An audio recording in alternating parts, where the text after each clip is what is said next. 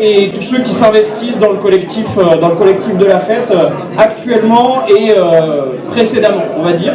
Donc, viendez par là. Voilà, personne n'ose évidemment, mais il faut venir. Bonsoir à tous et à toutes.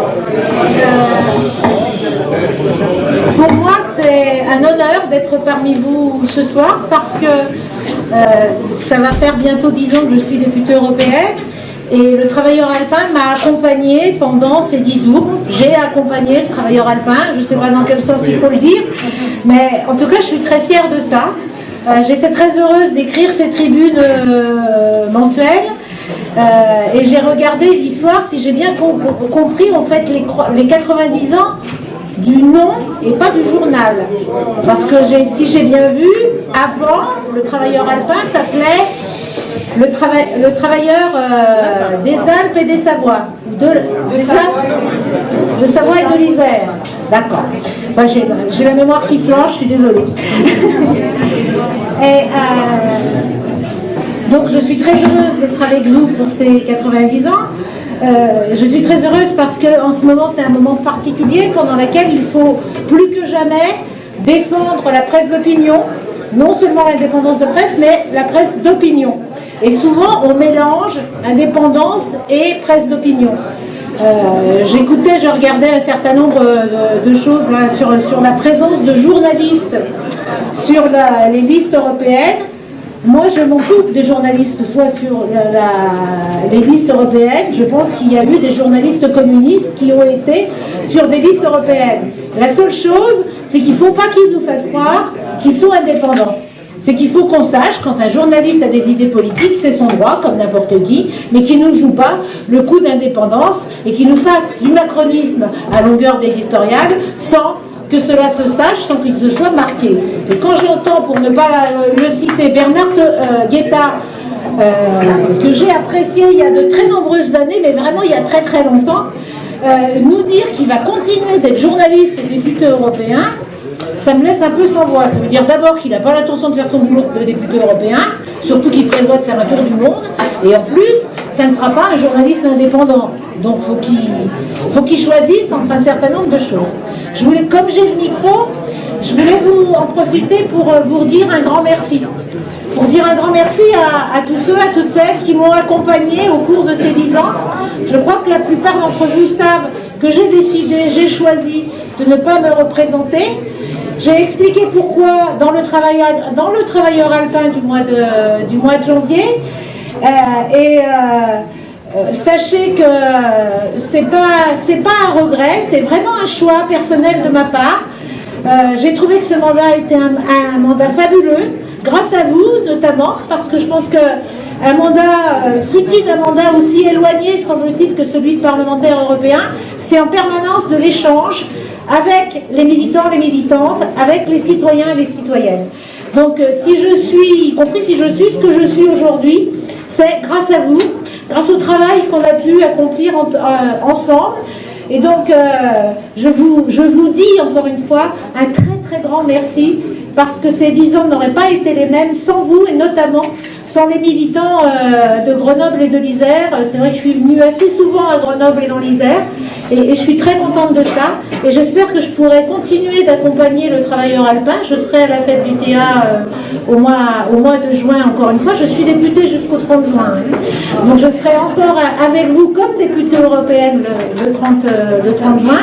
Et je vais essayer de continuer à écrire une petite chronique de temps en temps dans le travailleur alpin pour que vous ne m'oubliez pas complètement. Et j'espère que j'aurai l'occasion de revenir à Grenoble. Et en tout cas, bon anniversaire aux travailleurs alpins.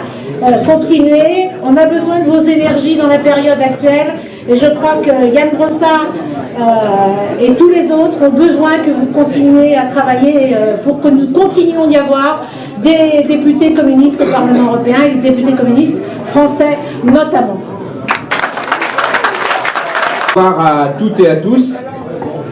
Merci d'être venus si nombreux pour ce 90e anniversaire.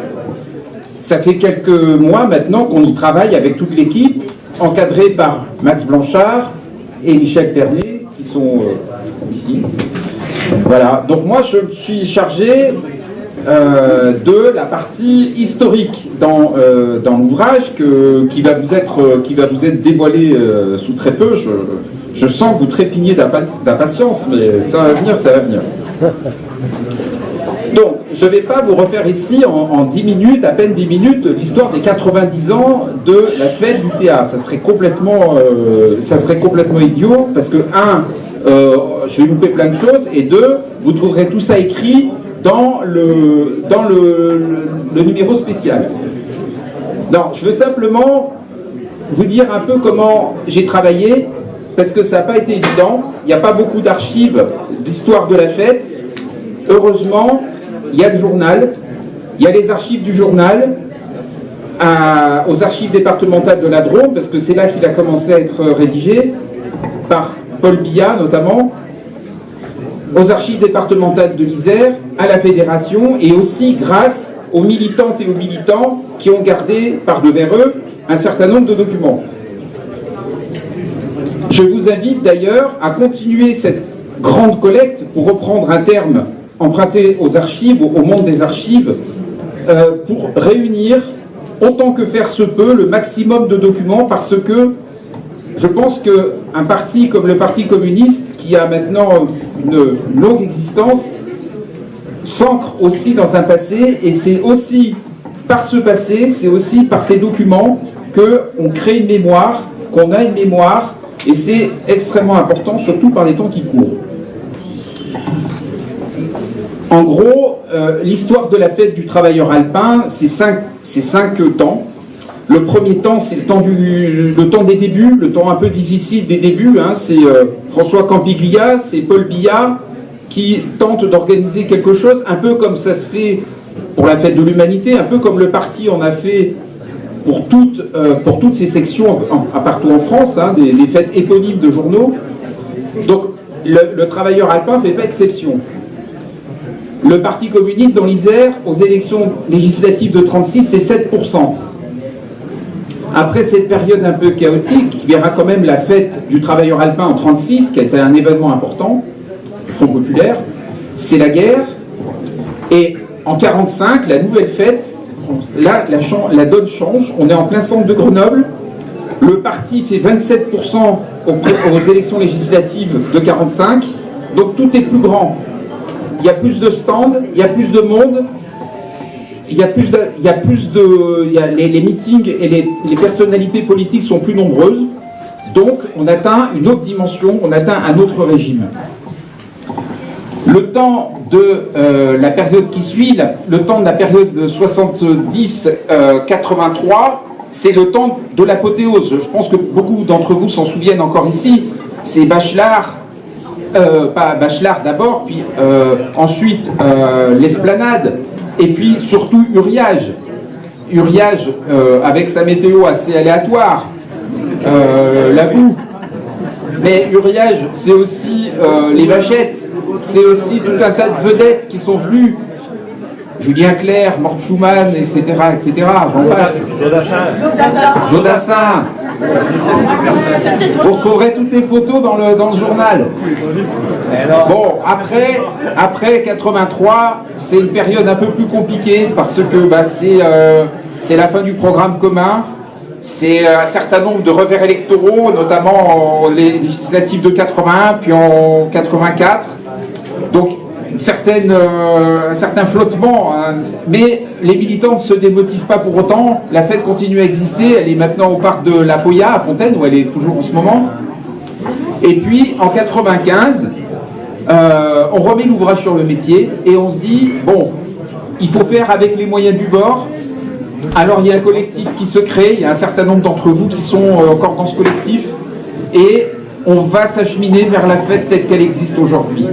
Je ne serai pas plus long sur cette historique extrêmement rapide, parce que encore une fois, vous retrouverez tout ça dans le numéro spécial.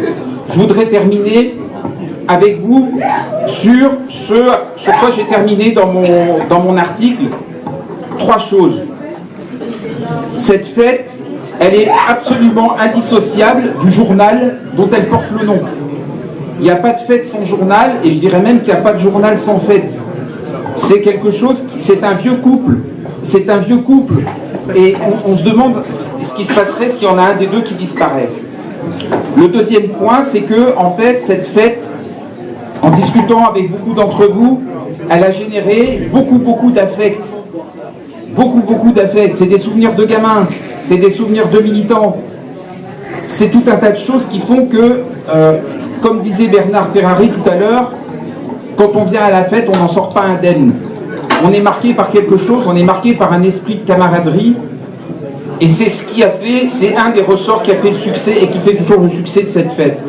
Enfin, et peut-être même surtout, c'est une fête populaire. C'est une fête populaire où on vient assister à un temps politique, parce que cette fête, c'est pas uniquement des attractions de la musique, c'est aussi un temps politique.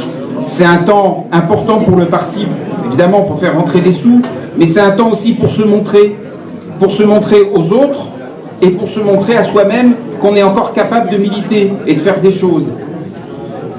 Et aujourd'hui, cette fête, elle est populaire parce qu'elle draine aussi des gens, et notamment des jeunes, au-delà du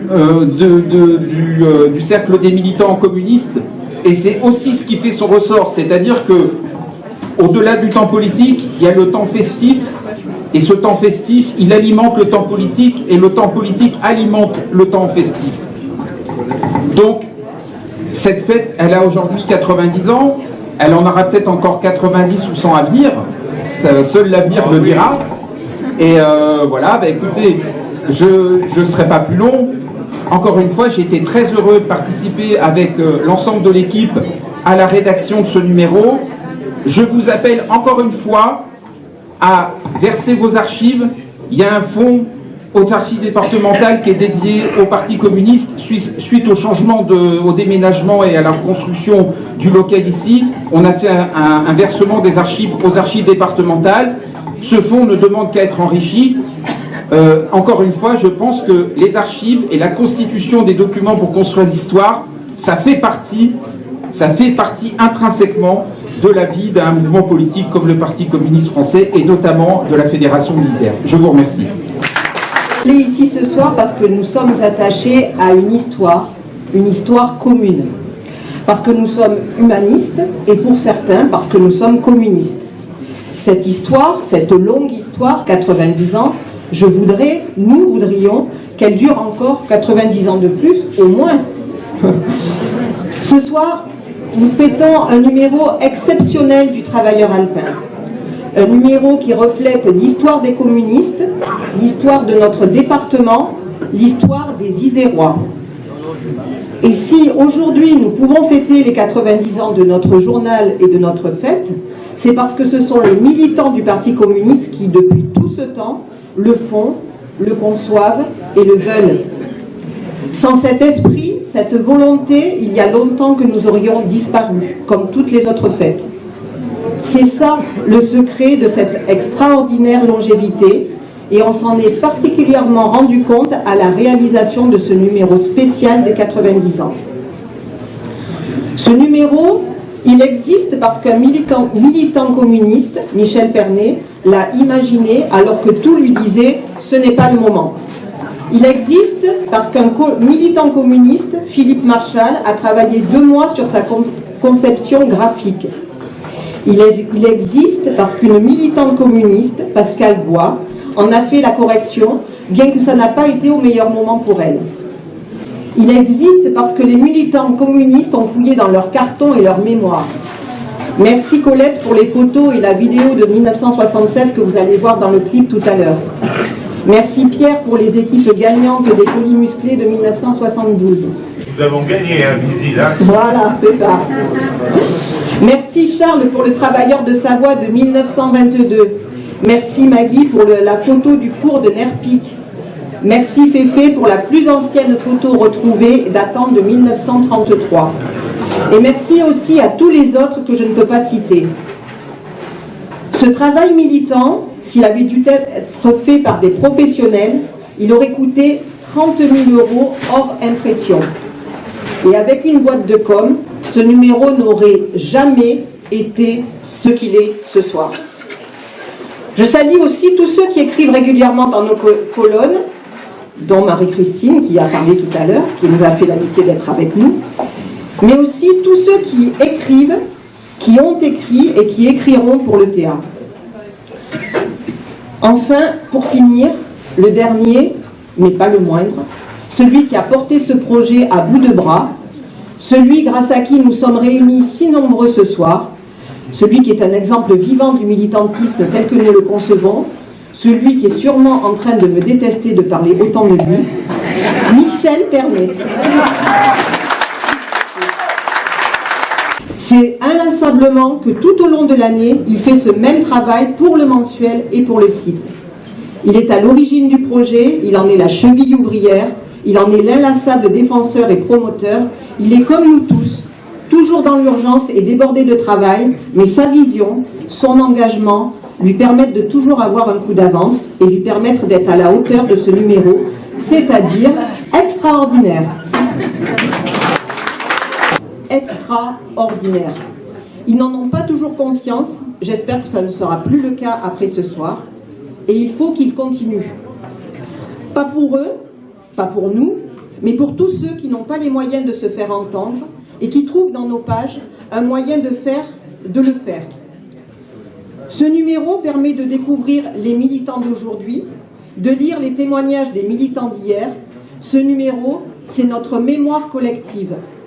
Il montre notre unité, il montre ce qu'on est capable de faire ensemble, toujours à bosser comme des fous, on ne s'en rend pas forcément compte.